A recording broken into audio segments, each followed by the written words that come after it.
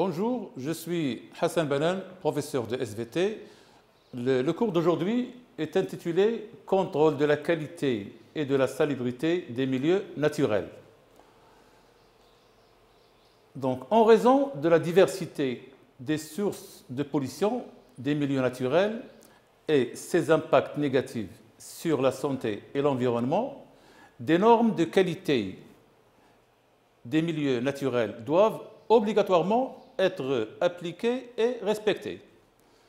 Donc, quelles sont ces normes qu'on doit respecter? Commençons par les normes de mesure de la qualité de l'eau.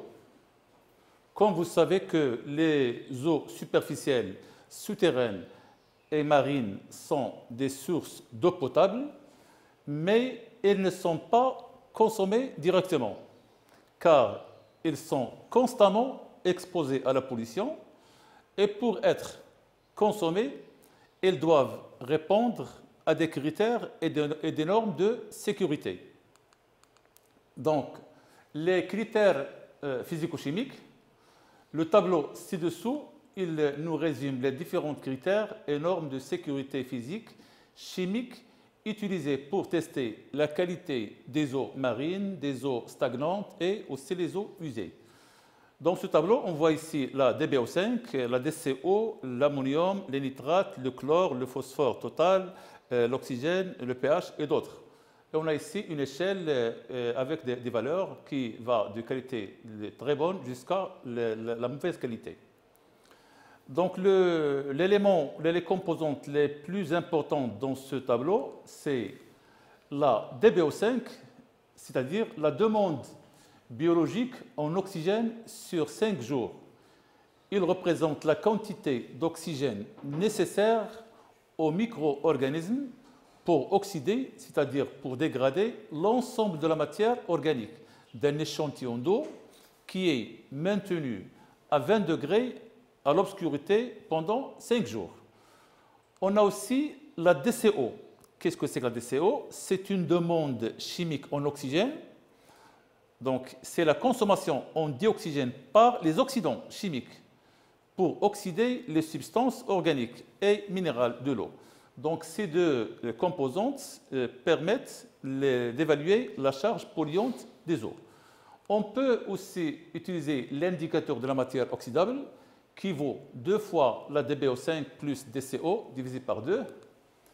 Il existe d'autres indicateurs physico-chimiques de la qualité de l'eau, comme le pH, la couleur, la saveur, l'odeur, la concentration de quelques substances comme le NH4, le NO2, NO3 et d'autres.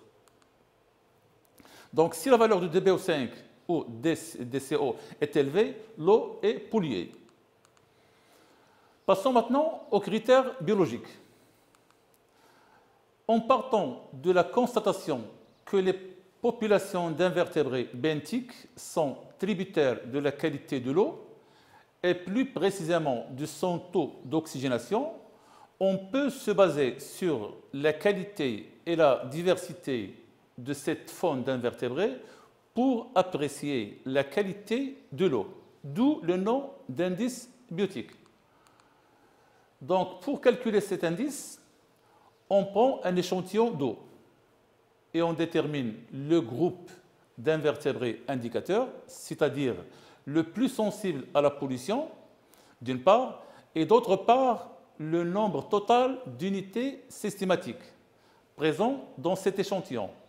Puis, on cherche l'indice biotique dans le tableau de calcul des indices biotiques, qui est le suivant. Ici, on voit les groupes systématiques qui sont classés par sensibilité décroissante et on a aussi le nombre total des unités systématiques. Donc, on cherche la ligne d'intersection correspondante au groupe d'invertébrés indicateurs avec la colonne correspondante au nombre total d'unités systématiques présentes dans l'échantillon. Ça nous donne la valeur de l'indice biotique. Je vais donner un petit exemple. Si on a un échantillon d'eau qui contient 15 unités systématiques et Parmi ces unités, on trouve que les gammaridés sont les plus sensibles. Donc, on prend la ligne qui passe par les gammaridés et la colonne qui passe par le nombre 15.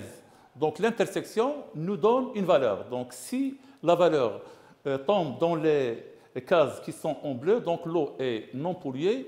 Si cette intersection tombe dans une des cases qui sont colorées en rouge, l'eau est polluée. Donc cet indice biotique simplifié, donc vers 1982, est actuellement remplacé par l'IBGN, c'est-à-dire l'indice biologique global normalisé. Il est plus précis, mais plus complexe, qui prend en considération 38 accents indicateurs pour attribuer un indice allant de 1 à 20. Maintenant, on va voir les normes de mesure de la qualité de l'air et du sol. Pour le contrôle de la qualité de l'air, comme vous savez que la pollution de l'air représente un risque environnemental majeur pour la santé humaine, l'OMS, c'est-à-dire l'Organisation mondiale de la santé, estime qu'à l'échelle mondiale, cette pollution est à l'origine d'environ 2 millions de décès prématurés par an. D'où la nécessité du respect des recommandations qui visent la fixation de la concentration de certains polluants atmosphériques qu'on ne doit pas dépasser. Le tableau ci-dessous, il nous résume les valeurs guides pour des polluants classiques de la qualité de l'air extérieur, d'après l'OMS. Donc, vous avez ici des dioxydes de soufre, donc les valeurs guides et la durée d'exposition. On a aussi les dioxydes d'azote, l'ozone, les particules en suspension, PM10 et d'autres aussi particules en suspension de très petite taille, PM2,5.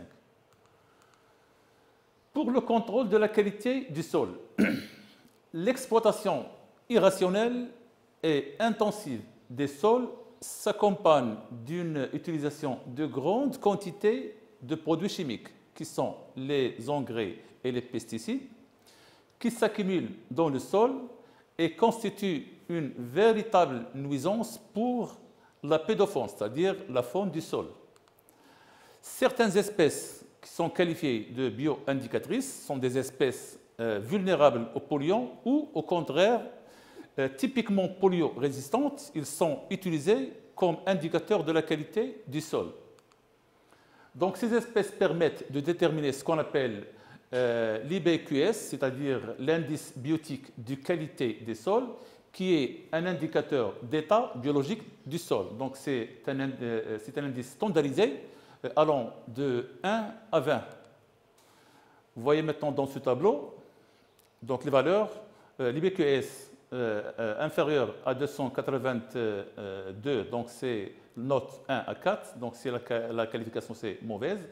Et ceux qui prennent des valeurs de 1998 jusqu'à 2300, leur note c'est 18, entre 18 et 20, c'est la qualification elle est optimale. Donc plus la valeur de cet indice est élevée, plus la qualité du sol est bonne. Merci, à bientôt dans les phénomènes géologiques accompagnant la formation des chaînes de montagnes et leur relation avec la tectonique des plaques.